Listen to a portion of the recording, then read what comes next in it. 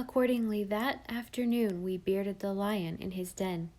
The road we took was a beautiful one, for we went cross lots, and we enjoyed it, in spite of the fact that we did not expect the interview with Mr. Campbell to be a very pleasant one. To be sure, he had been quite civil on the occasion of our last call upon him, but the Story Girl had been with us then, and had beguiled him into good humor and generosity by the magic of her voice and personality. We had no such ally now, and Mr. Campbell was known to be virulently opposed to missions in any shape or form. "I don't know whether it would have been any better if I could have put on my good clothes," said Cecily, with a rueful glance at her print dress, which, though neat and clean, was undeniably faded and rather short and tight. "The Story Girl said it would, and I wanted to, but Mother wouldn't let me. She said it was all nonsense, and Mr. Campbell would never notice what I had on." "It's my opinion that Mr. Campbell notices a good deal more than you'd think for," I said sagely. "Well, I wish our call was over," sighed Cecily. "I can't tell you how I dread it." "Now see here, sis," I said cheerfully. "Let's not think about it till we get there. It'll only spoil our walk and do no good. Let's just forget it and enjoy ourselves." "I'll try," agreed Cecily, "but it's ever so much easier to preach than to practice." Our way lay first over a hilltop, gallantly plumed with goldenrod, where cloud shadows drifted over us like a gypsying crew. Carlisle, in all its ripely tinted length and breadth, lay below us, basking in the August sunshine that spilled over the brim of the valley to the far-off Markdale harbor, cupped in its harvest golden hills. Then came a little valley overgrown with the pale purple bloom of thistles and elusively haunted with their perfume. You say that thistles have no perfume? Go you to a brook hollow where they grow some late summer twilight at dewfall, and on the still air that rises suddenly to meet you will come a waft of faint aromatic fragrance, wondrously sweet and evasive, the distillation of that despised thistle bloom. Beyond this the path wound through a forest of fir, where a woodwind wove its murmurous spell and a wood brook dimpled pellucidly among the shadows, the dear, companionable elfin shadows that lurked under the low-growing boughs. Along the edges of that winding path grew banks of velvet green moss, starred with clusters of pigeon-berries. Pigeon-berries are not to be eaten. They are woolly, tasteless things, but they are to be looked at in their glowing scarlet. They are the jewels with which the forest of cone-bearers loves to deck its brown breast. Cecily gathered some and pinned them on hers, but they did not become her. I thought how witching the Story Girl's brown curls would have looked twined with those brilliant clusters. Perhaps Cecily was thinking of it too, for she said presently, "Bev, don't you think the Story Girl is changing somehow?" "There are times, just times, when she seems to belong more among the grown-ups than among us," I said reluctantly, "especially when she puts on her bridesmaid dress." "Well, she's the oldest of us, and when you come to think of it, she's 15. That's almost grown up," sighed Cecily. Then she added with sudden vehemence, "I hate the thought of any of us growing up. Felicity says she just longs to be grown up, but I don't, not a bit. I wish I could just stay a little girl forever, and have you and Felix and all the others for playmates right along. I don't know how it is, but whenever I think of being grown up, I seem to feel tired." Something about Cecily's speech, or the wistful look that had crept into her sweet brown eyes, made me feel vaguely uncomfortable. I was glad that we were at the end of our journey, with Mr. Campbell's big house before us, and his dog sitting gravely at the veranda steps. "Oh dear," said Cecily with a shiver. "I'd been hoping that dog wouldn't be around." "He never bites," I assured her. "Perhaps he doesn't, but he always looks as if he was going to," rejoined Cecily. The dog continued to look, and as we edged gingerly past him and up the veranda steps, he turned his head and kept on looking. What with Mr. Campbell before us and the dog behind, Cecily was trembling with nervousness. But perhaps it was as well that the dour brute was there, else I verily believe she would have turned and fled shamelessly when we heard steps in the hall. It was Mr. Campbell's housekeeper who came to the door, however.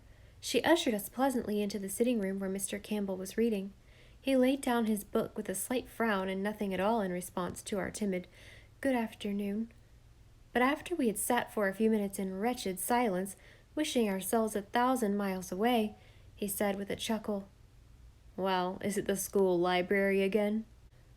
Cecily had remarked as we were coming that what she dreaded most of all was introducing the subject, but Mr. Campbell had given her a splendid opening, and she plunged wildly in at once, rattling her explanation off nervously with trembling voice and flushed cheeks. "No, it's our mission band autograph quilt, Mr. Campbell. There are to be as many squares in it as there are members in the band. Each one has a square and is collecting names for it. If you want to have your name on the quilt, you pay 5 cents, and if you want to have it right in the round spot in the middle of the square, you must pay 10 cents. Then when we have got all the names we can, we will embroider them on the squares. The money is to go to the little girl our band is supporting in Korea. I heard that nobody had asked you, so I thought perhaps you would give me your name for my square." Mr. Campbell drew his black brows together in a scowl. "Stuff and nonsense," he exclaimed angrily. "I don't believe in foreign missions. Don't believe in them at all. I never give a cent to them." 5 cents isn't a very large sum," said Cecily earnestly. Mr. Campbell's scowl disappeared and he laughed. "It wouldn't break me," he admitted, "but it's the principle of the thing. And as for that mission band of yours, if it wasn't for the fun you get out of it, catch one of you belonging, you don't really care a rap more for the heathen than I do." "Oh, we do," protested Cecily. "We do think of all the poor little children in Korea, and we like to think we are helping them, if it's ever so little." "We are in earnest, Mr. Campbell, indeed we are." "Don't believe it. Don't believe a word of it," said Mr. Campbell impolitely. "You'll do things that are nice and interesting. You'll get up concerts and chase people about for autographs and give money your parents give you, and that doesn't cost you either time or labor, but you wouldn't do anything you disliked for the heathen children. You wouldn't make any real sacrifice for them. Catch you." "Indeed we would," cried Cecily, forgetting her timidity in her zeal. "I just wish I had a chance to prove it to you." "You do, eh? Come now, I'll take you at your word. I'll test you. Tomorrow is Communion Sunday, and the church will be full of folks, and they'll all have their best clothes on. If you go to church tomorrow in the very costume you have on at present, without telling anyone why you do so, until it is all over, I'll give you $5 for that quilt of yours." Poor Cecily. To go to church in a faded print dress with a shabby little old sun hat and worn shoes, it was very cruel of Mr. Campbell. I don't think Mother would let me," she faltered. Her tormentor smiled grimly. "It's not hard to find some excuse," he said sarcastically. Cecily crimsoned and sat up facing Mr. Campbell spunkily. "It's not an excuse," she said. "If Mother will let me go to church like this, I'll go. But I'll have to tell her why, Mr. Campbell, because I'm certain she'd never let me if I didn't." "Oh, you can tell all your own family," said Mr. Campbell. "But remember, none of them must tell it outside until Sunday is over. If they do, I'll be sure to find it out, and then our bargain is off. If I see you in church tomorrow dressed as you are now, I'll give you my name and $5. But I won't see you. You'll shrink when you've had time to think it over." "I shan't," said Cecily resolutely. "Well, we'll see. And now come out to the barn with me. I've got the prettiest little drove of calves out there you ever saw. I want you to see them." Mr. Campbell took us all over his barns and was very affable. He had beautiful horses, cows, and sheep, and I enjoyed seeing them. I don't think Cecily did, however. She was very quiet, and even Mr. Campbell's handsome new span of dappled grays failed to arouse any enthusiasm in her. She was already in bitter anticipation, living over the martyrdom of the morrow. On the way home, she asked me seriously if I thought Mr. Campbell would go to heaven when he died. "Of course he will," I said. "Isn't he a member of the church?" "Oh, yes, but I can't imagine him fitting into heaven. You know he isn't really fond of anything but livestock." "He's fond of teasing people, I guess," I responded. "Are you really going to church tomorrow in that dress, sis?" "If Mother'll let me, I'll have to," said poor Cecily. "I won't let Mr. Campbell triumph over me. And I do want to have as many names as Kitty has. And I do want to help the poor little Korean children. But it will be simply dreadful. I don't know whether I hope Mother will or not." I did not believe she would, but Aunt Janet sometimes could be depended on for the unexpected. She laughed and told Cecily she could please herself. Felicity was in a rage over it and declared she wouldn't go to church if Cecily went in such a rig. Dan sarcastically inquired if all she went to church for was to show off her fine clothes and look at other people's. Then they quarreled and didn't speak to each other for 2 days, much to Cecily's distress. I suspect poor Cis wished devoutly that it might rain the next day, but it was gloriously fine. We were all waiting in the orchard for the Story Girl, who had not begun to dress for church until Cecily and Felicity were ready. Felicity was her prettiest in flower-trimmed hat, crisp muslin, floating ribbons, and trim black slippers.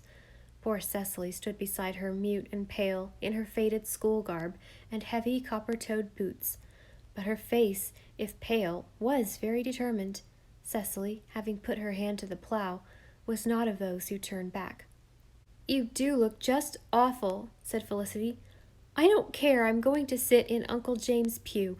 I won't sit with you. There will be so many strangers there and all the Markdale people, and what will they think of you?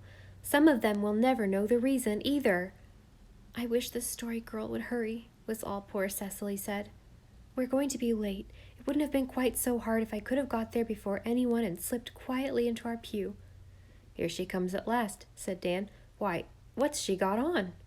The Story Girl joined us with a quizzical smile on her face. Dan whistled. Cecily's pale cheeks flushed with understanding and gratitude. The Story Girl wore her school print dress and hat also, and was gloveless and heavy-shod. "You're not going to have to go through this all alone, Cecily," she said. "Oh, it won't be half so hard now," said Cecily, with a long breath of relief. I fancy it was hard enough even then. The Story Girl did not care a whit, but Cecily rather squirmed under the curious glances that were cast at her. She afterwards told me that she really did not think she could have endured it if she had been alone. Mr. Campbell met us under the elms in the churchyard with a twinkle in his eye. "Well, you didn't, miss," he said to Cecily. "But you should have been alone. That was what I meant. I suppose you think you've cheated me nicely." "No, she doesn't," spoke up the Story Girl undauntedly. "She was all dressed and ready to come before she knew I was going to dress the same way. So she kept her bargain faithfully, Mr. Campbell, and I think you were cruel to make her do it." "You do, eh? Well, I hope you'll forgive me. I didn't think she'd do it. I was sure feminine vanity would win the day over missionary zeal. It seems it didn't, though how much was pure missionary zeal and how much just plain king spunk, I'm doubtful. I'll keep my promise, miss. You shall have your $5, and mind you put my name in the round space. No 5-cent corners for me."